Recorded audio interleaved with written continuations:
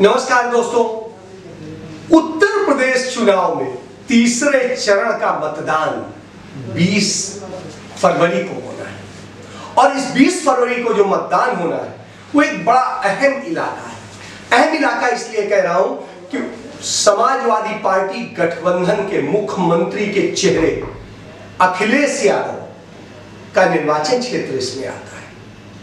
पूर्व मुख्यमंत्री कल्याण सिंह के परिवार का निर्वाचन क्षेत्र इस क्षेत्र में आता है, इस चरण में आता है। इसके अलावा भारतीय जनता पार्टी का गढ़ भी इस क्षेत्र में आता है, इस निर्वाचन जो है कि उसमें आता है, परिधि में आता है। और दलितों का गढ़ बुंदेलखंड भी इसमें आता है, आदिवासियों का गढ़ भी इसमें आता है। तो आप समझ सकते हैं कि ये कितना महत्वपूर्ण चुनाव होने वाला है तीसरे चरण का। तीसरे चरण पे यदि हम बात करें तो फिरोजाबाद से यादव बेल्ट शुरू होती है जो कानपुर देहात तक आती है। तो आप समझिए कि ये जो जिले हैं, फिरोजाबाद के बाद में मैनपुरी के बाद में इटावा के बाद में कानपुर देहात, इधर कन्नौज, औरैया और जो इसके साथ साथ कासगंज भी है। तो आप ये समझिए हाथरस भी है, लेकिन वहां इतना यादव नहीं। लेकिन आप इन सारी स्थितियों में हाथरस की स्थितियां यदि आप देखिएगा तो हाथरस में जाट भी हैं, दलित भी हैं, ब्राह्मण भी हैं और कुछ यादव भी हैं। तो इसका प्रभाव मिलता है। कासगंज में जो है, एटा में, इधर यादव भी हैं, लोध भी हैं और दूसरे भी हैं, तो उसका प्रभाव मिलता है। मैनपुरी एक ऐसी चीज है जिसे मुलायम सिंह का गढ़ माना जाता है।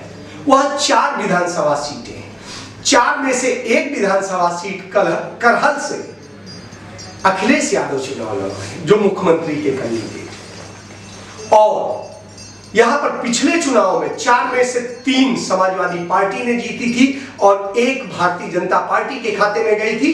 तो जो भारतीय जनता पार्टी ने भोगांव की सीट जीती थी, उस सीट के विधायक को मंत्री बनाया गया, बड़ा महत्वपूर्ण मंत्री बनाया गया। उसका प्रभाव सदर की भी सीट पर पड़ता है। तो स्वाभाविक रूप से है कि इस बार इस पूरे क्षेत्र को जातियों के आधार पर बांटने की कोशिश की गई है, नहीं तो यहां पर एकमात्र गढ़ होता था सभा का। तो आप समझ लिए करहल वो सीट है जहां से अखिलेश यादव लड़ रहे हैं और उनके खिलाफ भारतीय जनता पार्टी ने उतारा किसे? सुभाष सिंह बघेल, जो एसपी बघेल है। तो बघेल की स्थिति यह है कि बघेल की राजनीति की शुरुआत किसने कराई थी? मुलायम सिंह यादव। और थानेदार थे वो, थानेदार की नौकरी छुड़वा करके उन्होंने सांसद बनाया, विधायक बनाया, सब कुछ बनाया। अब आप एक और चीज समझिए, अब वो उनके बेटे के खिलाफ चुनाव लड़ रहा है, भारतीय जनता पार्टी। लेकिन वो इस समय देश के स्टेट लॉ मिनिस्टर है, मतलब कानून राज्य मंत्री है भारत सरकार की। इसके पहले वो राज्य में, उत्तर प्रदेश में कैबिनेट मंत्री थे और जब वो कैबिनेट मंत्री थे तब उन्हें लोकसभा लड़ाया गया आगरा से, वो लोकसभा सदस्य बने। उसके बाद में उन्हें मंत्री बना दिया गया भारत सरकार में। तो आप समझ सकते हैं कि ये स्थिति है, उनको लड़ाया गया। उन्होंने कल एक FIR दर्ज कराई है कि उनकी गाड़ी पर हमला हो गया और सपा के कुछ लोगों ने हमला कर दिया और बोले कि उनको मार डालो, छोड़ो मत, ये करो। बड़ी हंसी आती है उनकी FIR पढ़ के, क्योंकि एसपी सिंह बघेल जो ये FIR लिखवा रहे हैं, आप समझिए उनको जेट सिक्योरिटी मिली हुई है, जेट प्लस सिक्योरिटी मिली है। और ये जेट प्लस सिक्योरिटी में ये हो जा रहा है तो निश्चित रूप से वो सुरक्षा कर्मी दोषी कि आखिर उनकी गाड़ी को आके किसी ने कैसे तोड़ दिया। हंसी आती है। ये तो वैसे ही लगता है जैसे नरेंद्र मोदी ने कहा था पंजाब आके कि सुरक्षा चूक हो गई, मैं बच के निकल आया, वैसे ही एसपी सिंह बघेल ने किया है।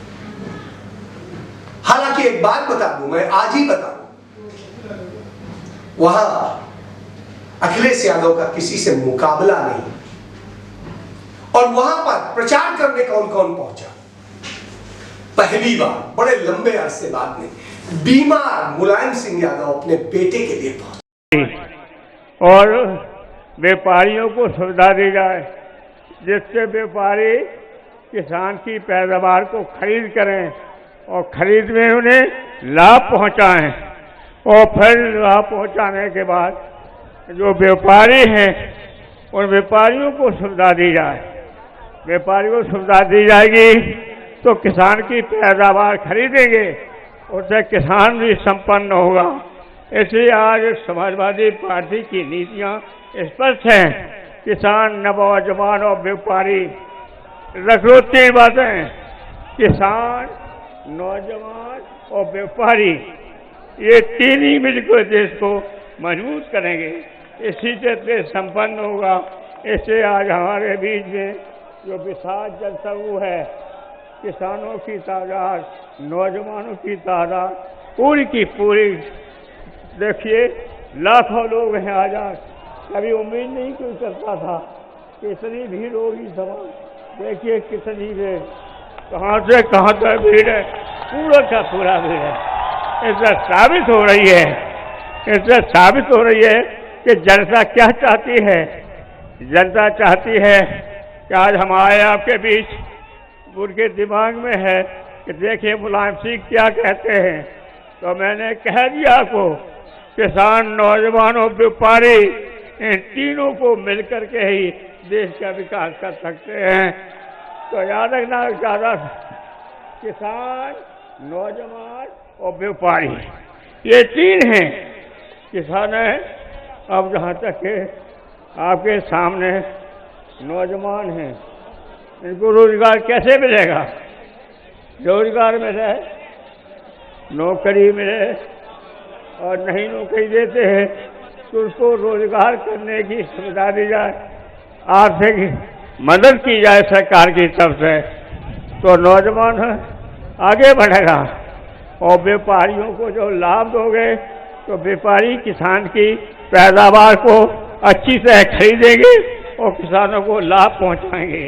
इसे व्यापारी को सुविधा, किसान, नौजवान और व्यापारी, ये 3 ही मिलके देश को विकास करेंगे।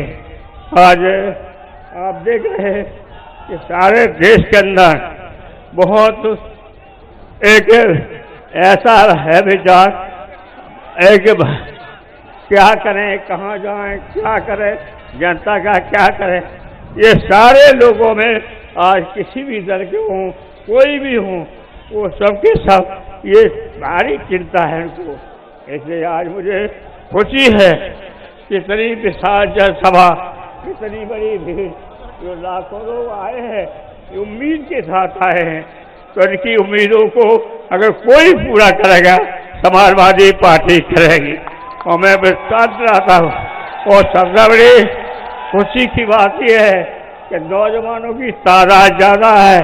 नौजवान जो है, नौजवान जब खड़ा है तो पार्टी मजबूत होगी। तो देख रहे नौजवान, लाखों लोग नौजवान हैं। इसलिए आज आपके बीच हम एक ही बात कहना चाहते हैं कि आज बहुत भारी है सामने। कहीं आप देख रहे हैं कि वहाँ पर उधर अमेरिका क्या कर रहा है, और उसके साथ साथ दूसरे देश, उनकी पूरी निगाह समाजवादी पार्टी पर और हिंदुस्तान की जनता पर निर्भर है। तो आज जनता हमारी विशाल जनसमूह है, हमारे दुनिया में सबसे मजबूत और तादाद ज़्यादा समाजवादी पार्टी के लोगों की है। ये आज मुझे ये खुशी है और उसी का परिणाम है। तो देखो कितनी दूर तक भीड़ है, चारों तरफ देखो, चारों तरफ लोगों की भीड़ है। क्यों भीड़ है? उन्हें उम्मीद है, वो कहते हैं, वो सोचते होंगे देखिए मुलायम सिंह क्या कहेंगे, मुलायम सिंह जनता के लिए क्या करेंगे, नौजवानों के लिए क्या करेंगे, किसानों के लिए क्या करेंगे, व्यापारियों के लिए क्या करेंगे। तो हम तो समाजवादी पार्टी इस पर तजीते हैं। किसान, नौजवान और व्यापारी, ये तीनों मिलकर देश को मजबूत करेंगे, यही मेरी अपील है। और इसी के साथ हम सभी साथियों से कहना चाहते हैं, आज बड़ी भीड़ आई है, मामूली बात नहीं है। इतनी भीड़ कभी होती नहीं थी सभाओं में, आज लाखों लोग हैं, इसलिए हैं बड़ी उम्मीद के साथ आए हैं। तो मैं विश्वास दिलाता हूँ समाजवादी पार्टी आपकी उम्मीदों को पूरा करेंगे और आपकी संपन्नता, किसानों की पैदावार, किसान, नौजवान और व्यापारियों को तीनों मिलकर के देश का विकास करेगी समाजवादी पार्टी। और यही मैं आपसे चाहता हूँ। मुझे खुशी है कि जो इतनी भीड़ आई है तो मेरी जिम्मेदारी बढ़ गई है। इतनी भीड़ बड़ी उम्मीद के साथ आई, तो आपकी जो उम्मीद है, जो आपकी इच्छा है, जो समस्या को समाधान के और आपकी उम्मीदों को समाजवादी पूरा करेंगे। और मैं विश्वास दिलाता हूँ कि मैं कर्तव्य मीटिंग बुलाएंगे पार्टी के लोगों की और कहेंगे कि घोर में इतनी बड़ी विशाल सभा, लाखों लोग आए, उम्मीद के साथ आए समाजवादी पार्टी में, तो उनकी उम्मीदों को पूरा करेंगे। हम आपको निराश नहीं करेंगे, आपकी खेती बाड़ी को करेंगे, खाद बीज सब देंगे, लेकिन पैदावार होगी। और जब वो भाषण दे रहे थे तो बीमार बाप जब भाषण दे रहा था तो पब्लिक रो दी, क्योंकि वो मुलायम सिंह यादव जो दहाड़ते थे, शेर था मैनपुरी का, और वो मुलायम सिंह यादव जिनके कारण आज मैनपुरी को इतनी बड़ी चीजें मिल गई हैं। बगल में उनको एम्स के दर्जे का जो है पीजीआई मिल गया है, मेडिकल यूनिवर्सिटी मिल गई है और तमाम सारे इंस्टीट्यूट्स मिल गए हैं। जो मैनपुरी का विकास हुआ है वह मुलायम सिंह ने किया है, और उसमें सिर्फ मुलायम सिंह ही जिन्होंने विकास किया है। तो आप समझ सकते हैं। वहीं पे अमित शाह गए थे, दहाड़ रहे थे, तमाम बातें कर रहे थे, और वो यह भी बता रहे थे कि कैसे नरेंद्र मोदी ने लोगों को मुफ्त अनाज दिया है, भिखारी बना दिया है, इस बात का सबूत दे रहे थे। और वो जातिगत समीकरण में बांट रहे थे, जातियों में बांटने का काम कर रहे थे। वहीं मुलायम सिंह यादव जोड़ने की बात कर रहे थे। तो आप समझ सकते हैं कि यह राजनीति किस दिशा में जा रही है। भले ही नतीजा कुछ हो, लेकिन इतना तय है कि मैनपुरी की जनता यह देखेगी। जातिगत समीकरण कई 2 सीटों पर भारतीय जनता पार्टी के पक्ष में दिखाई देते हैं। बावजूद इसके मुलायम सिंह यादव और अखिलेश यादव के आने से मैनपुरी में हलचल बढ़ रही है। अखिलेश यादव वहां अपना प्रचार नहीं कर रहे। उन्होंने छोड़ दिया है कि क्षेत्र के लोग, मैं उनका हूं, वो मेरे हैं, अब मेरे लिए वो सोचिए। तो ये एक बड़ी बात है। तो ये समझिए कि अमित शाह वहां पहुंच गए, मुलायम सिंह यादव भी पहुंचे अपने बेटे के लिए। एक ने नफरत की बात की, एक ने जोड़ने की बात की, और ऐसी स्थिति, और जिस करहल में वो कह रहे थे मुलायम सिंह यादव, वही बगल में इटावा है जो उनका गृह जनपद है, जहां उन्होंने सैफई उनका गांव है, जहां उन्होंने पीजीआई बनाया। एक्सप्रेस वे है, सबसे अच्छी एक्सप्रेस वे, देश की सबसे बड़ी एक्सप्रेस वे, और सबसे कम वक्त में सबसे सस्ती, कम पैसे में बनने वाली एक्सप्रेस वे। तो आप समझ सकते हैं कि उस समय क्या दिया गया था और अब क्या होने वाला है। और मुलायम सिंह की इस सभा का असर फिरोजाबाद पर भी पड़ता है, मैनपुरी पर भी पड़ता है, इटावा पर भी पड़ता है, औरैया पर भी पड़ता है, और कन्नौज पर भी पड़ता है, कानपुर देहात पर भी, क्योंकि यहां यादव बेल्ट और यादव दमदार भी है और ताकतवर भी है। वो अपने नेता के लिए खड़ना जानता है, लड़ना जानता है। इसके बाद में बुंदेलखंड है, जहां पर दलितों का है, उसके कारण अब नरेंद्र मोदी को दलितों की याद आ रही है, उनके नेताओं को दलितों की याद आ रही है। लेकिन अब जनता फैसला करेगी। कानपुर है जहां ब्राह्मणों का वर्चस्व है और ब्राह्मणों वाली सीटें हैं, वहां पर क्या, तो सब देखना है, बड़ी बेल्ट है और ये चुनाव बड़ा अहम हो गया है।